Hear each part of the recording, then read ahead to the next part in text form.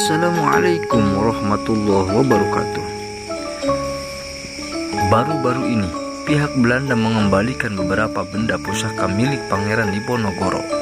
Tokoh yang terkenal sakti pada masa penjajahan Belanda ini memang memiliki beberapa alat dan benda pusaka yang pada masa Perang Diponegoro, saat beliau kalah oleh Belanda, beberapa benda sejarah tersebut diboyong oleh Belanda ke negeri asalnya. Bagaimana sebenarnya kisah sejarah Pangeran Diponegoro? Berbagai mitos cerita dari mulut ke mulut menggambarkan kesaktian sang Pangeran Diponegoro. Saat itu, pada zaman beliau menjadi kepahlawanan di Pulau Jawa, terdengar letusan senjata 3 kali dari luar tembok. Ya, itu tanda perang dimulai. Sisi utara, timur, dan selatan telah dikepung pasukan kompeni Belanda bersenjata lengkap.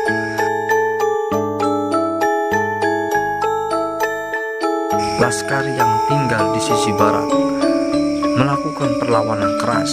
Korban berjatuhan dari dua belah pihak. Di bawah pimpinan Joyo Mustopo dan Joyo Prawiro, Laskar terdesak mundur. Kekuatan jauh berbeda. Laskar Wong Jowo mengandalkan keahlian bertempur menggunakan senjata tradisional, yaitu berupa tombak dan keris. Sedangkan pasukan kompeni Belanda memakai senjata api laras panjang kareben. Melihat Laskar Jawa terdesak, tiba-tiba seorang pria berjubah dengan sorban putih yang terlilit di kepalanya dengan tenang matak ajian yang dimilikinya. Lalu, sebuah pukulan jarak jauh dahsyat menjebol tembok barat puri yang tebalnya sekitar 1 meter. Mengendarai kuda putih, dia memberi komando agar Laskar yang tersisa memilih menjauh ke barat. Sebuah keputusan berat demi keselamatan Laskar dan keluarganya. Perang sesungguhnya baru saja akan dimulai, ujar dalam hatinya Pangeran Diponegoro. Itulah situasi pada tanggal 20 Juni tahun 1825 di Yogyakarta saat pasukan Belanda menyerang Puri Tegalrejo. Itu adalah awal perang yang dikenal dengan nama Perang Diponegoro 1825 sampai 1830. Pada masa itu, Kerajaan Mataram Yogyakarta dipegang oleh Patih Danurejo bersama para reserse dari pemerintahan kolonial Belanda. Penyerangan Puri ini adalah sebagai buntut tuduhan pihak Belanda bahwa Pangeran Diponegoro akan memberontak. Itu setelah Belanda membuat jalan yang menghubungkan Yogyakarta dan Magelang melewati Puri halaman rumah beliau. Belanda beralasan Pangeran Diponegoro memberontak sehingga mengepung kediaman beliau. Dengan kesaktiannya, Pangeran Diponegoro beserta keluarganya dan pasukannya mampu menyelamatkan diri menuju barat hingga desa Dekso di Kabupaten Kulon Progo dan meneruskan ke arah selatan hingga tiba di Gua Selarong yang terletak 5 km arah barat dari kota Bantul. Belanda yang tidak berhasil menangkap Pangeran Diponegoro akhirnya melampiaskan kemarahannya dengan membakar habis Puri Pangeran Diponegoro. Pangeran Diponegoro, si manusia sakti mandraguna ini, memiliki nama kecil yaitu Bendoro Raden Mas Ontowiryo. Lahir di Yogyakarta tanggal 11 November 1785, berbeda dengan anak kaum bangsawan. Masa kecil menghabiskan di sebuah desa yang asri, di desa Tegalrejo, sebelah barat Keraton Mataram. Sejak kecil, dia berkumpul dengan rakyat jelata dan menghayati religiusitasnya bersama para kaulo alit. Itu sebenarnya dalam hidupnya yang penuh perjuangan, Pangeran Diponegoro lebih tertarik pada kehidupan keagamaan dan kesetaraan dengan rakyat kecil daripada bergelimangan harta, tahta, dan wanita sebagaimana biasa yang terjadi di kalangan keluarga istana. Meskipun tidak tinggal di keraton, sang ayah mengetahui bahwa Raden Mas Ontowiryo memiliki jiwa kepemimpinan yang sangat kokoh dan kuat. Apalagi dia gentur bertapa, mengolah batin sehingga hidupnya jejeg dan jejer, lurus dengan garis sangkan Paraning Dumadi. Sang ayah Sultan Hamengkubuwono III akhirnya memutuskan mengangkatnya sebagai Raja Kesultanan Ngayogyakarta Hadiningrat. Tapi tanggapan sang pangeran, "Saya menolak. Biarlah yang lain saja bopo," ujar dengan mimik tenang. Ya, Diponegoro menolak karena merasa bahwa ibunya bukan permaisuri dan hanya selir sang raja. Ibunya bernama Raden Ayu Mangkorowati, seorang putri Bupati Pacitan. Situasi penjajahan kolonial Belanda saat itu memang menyebalkan. Sejak tahun 1820-an, Kompeni Belanda sudah mencampuri urusan kerajaan-kerajaan di Nusantara, tidak terkecuali Mataram, Yogyakarta. Peraturan tata tertib dibuat oleh pemerintah Belanda. Peraturan tata tertib dibuat oleh pemerintah Belanda yang sangat merendahkan martabat raja-raja Jawa. Para bangsawan diadu domba, tanah-tanah kerajaan banyak yang diambil untuk perkebunan milik pengusaha-pengusaha Belanda. Saat rakyat yang mempergunakan jalan untuk transportasi perdagangan dibebankan pajak yang tinggi.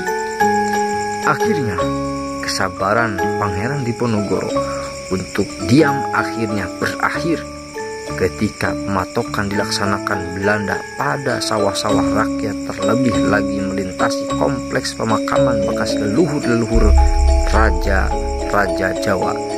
Saat itu raja adalah Sri Sultan Hamengkubuwono V yang dinobatkan ketika dia baru berumur 3 tahun. Pemerintahan kesultanan saat itu tidak berdaya karena ternyata kekuasaan yang sebenarnya terselubung dan berkolaborasi dengan pemerintahan kolonial. Pangeran Diponegoro akhirnya menyusun rencana untuk melawan penjajahan biadab tersebut. Beliau mengajak Kiai Mojo, seorang ulama Islam yang sekaligus guru spiritualnya, yang juga pamannya. Kiai Mojo ini mempunyai banyak pengikut dan disegani, di antaranya Tumenggung Jes Pajang Mataram, Tumenggung Reksono Negoro, dan lain-lain. Karisma Diponegoro yang kuat menjadi daya tarik bagi para pemuda. Di antara pemuda yang siap untuk menjadi tameng-tameng dada adalah Sentot Prawirodirjo. Sentot adalah pemuda yang pemberani. Ayahnya bernama Ronggo Prawirodirjo adalah ipar Sultan Hamengkubuwono IV. Sang ayah Sentot ini pernah mengadakan pemberontakan melawan Belanda, tapi berhasil dibunuh oleh Gubernur Jenderal Dainil. Dengan kematian ayahnya, Sentot Prawirodirjo merasa harus balas dendam, sehingga Tegarrejo jatuh ke pihak musuh pada tanggal 20 Juni 1825. Itu Pangeran Diponegoro membangun pusat pemerintahan di Gua Selarong dengan strategi perang gerilya.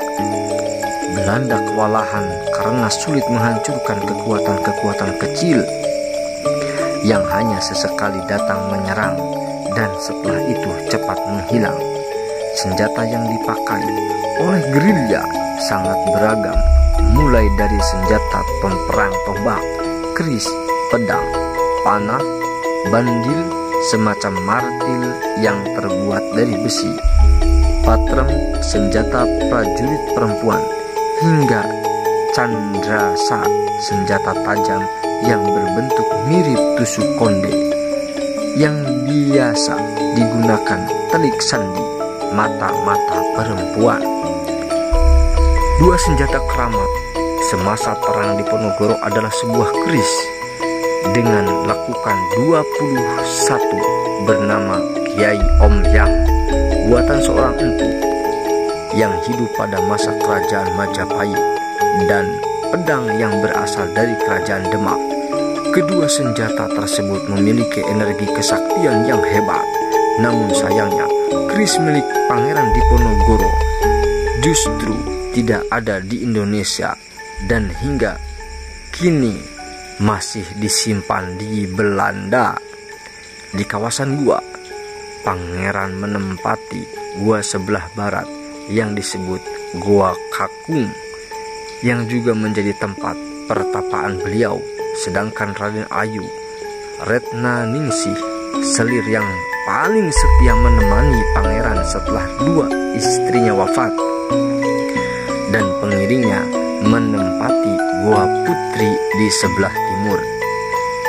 Di Gua Putri ini ditemukan sejumlah alat rumah tangga yang terbuat dari kuningan, terdiri dari tempat sirih dan kecohan, tempat membuang ludah, tempat canting, alat untuk membatik, teko, bingsing, bokor, hingga berbagai bentuk kacip, yaitu alat membelah pinang untuk makan sirih.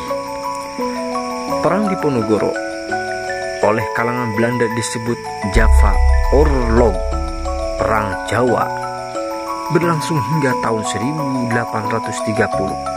Dalam perang ini, kerugian pihak Belanda tidak kurang dari 15.000 tentara serta menghabiskan dana hingga 20 juta gulden pada saat itu. Beberapa tokoh perlawanan dibujuk oleh Belanda sehingga mereka bersedia menghentikan peperangan. Sejak tahun 1829, perlawanan semakin berkurang, tapi masih berlanjut terus. Belanda mengumumkan akan memberi hadiah sebesar 50.000 gulden kepada siapa saja yang dapat menangkap Diponegoro. Pasukan dan kekuatan Diponegoro melemah, tapi ia tidak pantang menyerah karena Belanda tidak berhasil menangkap Pangeran Diponegoro. Lalu Belanda menjalankan cara yang licik, yaitu dengan cara mengundang Pangeran Diponegoro untuk berunding di Magelang tanggal 28 Maret 1830. Itulah akhir perjuangan perang Sang Avatar di tanah Jawa.